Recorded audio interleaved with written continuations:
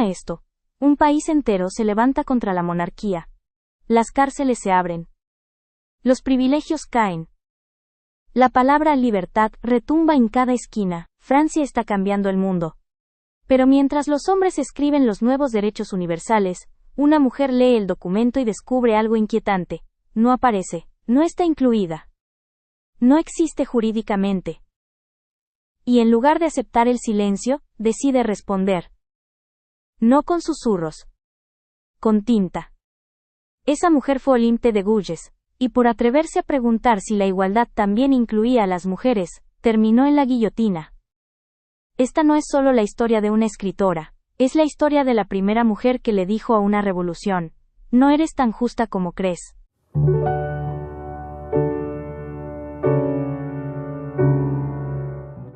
Mucho antes de que París ardiera, lejos del bullicio político, en el sur de Francia, en la ciudad de Montauban, nació una niña en 1748. Se llamaba Marie Gousse, venía de una familia modesta, su padre oficial era carnicero, su madre trabajaba en oficios domésticos.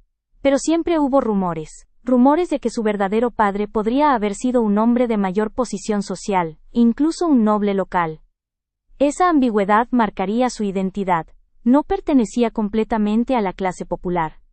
Pero tampoco era parte de la élite. Desde pequeña, Marie entendió algo fundamental.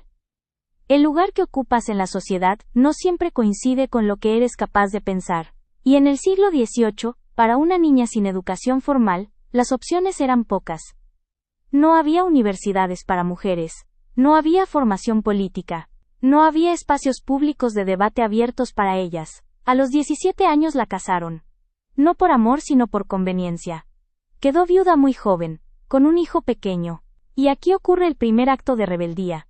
En lugar de volver a casarse para asegurar estabilidad económica, que era lo esperado, decidió no hacerlo nunca más. Declaró que el matrimonio era una forma de esclavitud legal para las mujeres. Eso, dicho en voz alta en 1760, era una bomba. Se mudó a París. Y ahí Marie Gousse se reinventó. Cambió su nombre. Se convirtió en Olympia de Gouges. No fue un simple capricho artístico. Fue una declaración de autonomía. En una sociedad donde la identidad femenina estaba ligada al padre o al esposo, ella se nombró a sí misma. París en ese momento era un hervidero intelectual. La Ilustración estaba en pleno auge.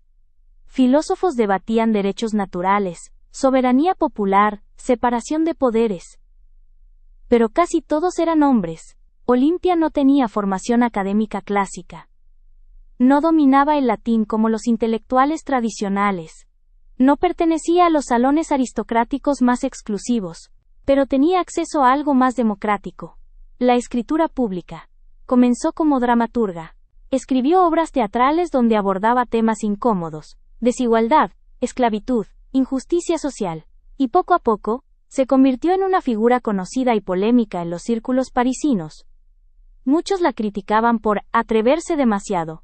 Decían que una mujer no debía opinar de política, que debía limitarse al hogar, pero Olimpia tenía una intuición poderosa. Si las leyes afectan a las mujeres tienen derecho a hablar de leyes. Y cuando en 1789 estalló la Revolución Francesa, ella no fue una espectadora, fue participante activa, publicó panfletos, escribió propuestas políticas, cuestionó a los líderes revolucionarios. Mientras los hombres gritaban igualdad, ella empezó a notar la grieta. Porque en la práctica, la Nueva Francia seguía siendo un club masculino. Y esa contradicción no la iba a dejar callada.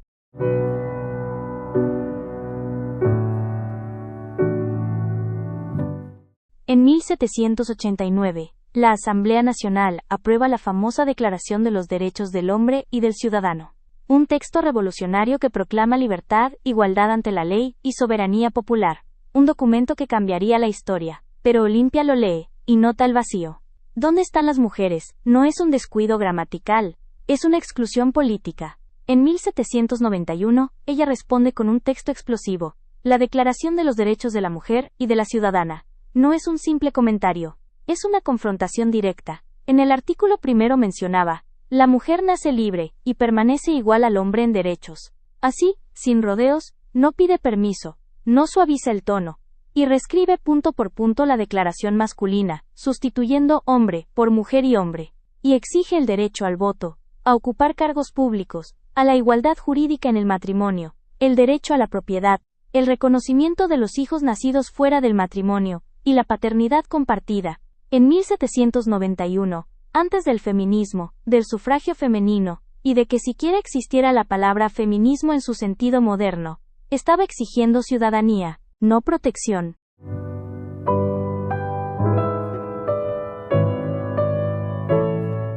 Olimpia no solo habló de derechos de las mujeres.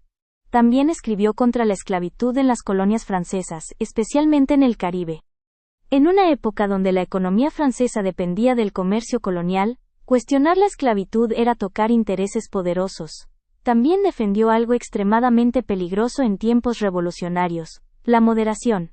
Mientras los jacobinos radicalizaban la revolución bajo figuras como Maximilien Robespierre, ella defendía un proceso menos sanguinario. Criticó la violencia descontrolada. Pidió un referéndum para decidir el destino del rey, en lugar de una ejecución inmediata. En tiempos de terror político, la moderación se vuelve traición.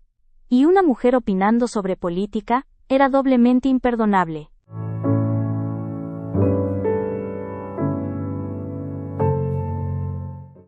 En 1793, durante el período conocido como el Reinado del Terror, Olimpia es arrestada. La acusan de haber publicado un cartel político que defendía un gobierno más moderado. Pero el verdadero crimen era otro: hablar, pensar, escribir. En su juicio, el fiscal declaró algo que hoy hiela la sangre.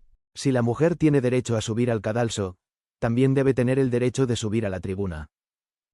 Intentaban usar su propia lógica en su contra. Y el 3 de noviembre de 1793, Olimpia de Gouges fue ejecutada en la guillotina. Tenía 45 años. La prensa revolucionaria escribió que había olvidado las virtudes propias de su sexo. Ese fue su pecado. No fue traición, no fue conspiración. Fue no comportarse como se esperaba de una mujer.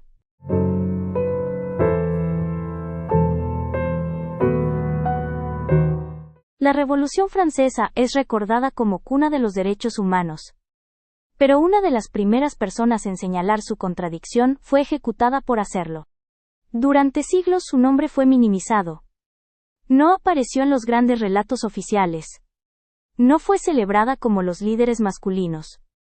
Pero hoy, su texto es reconocido como uno de los primeros manifiestos políticos de igualdad de género en la historia moderna. Y su pregunta sigue vigente: ¿puede haber democracia real si la mitad de la población queda fuera? Olimpia de Gouges no fundó un movimiento masivo. No vio el sufragio femenino. No presenció la igualdad jurídica. Pero puso las palabras en papel cuando nadie se atrevía. Mientras la revolución gritaba libertad, ella preguntó: ¿libertad para quién? Mientras hablaban de igualdad, ella preguntó: ¿igualdad para quién? Y por hacer esas preguntas, perdió la cabeza. Pero ganó algo más poderoso: inmortalidad histórica. Porque antes de que existieran los movimientos feministas organizados, antes de que las mujeres votaran, antes de que la igualdad jurídica fuera ley, ella escribió: la mujer nace libre y permanece igual al hombre en derechos. Y en ese momento, aunque el mundo aún no estaba listo para escucharlo, la historia cambió.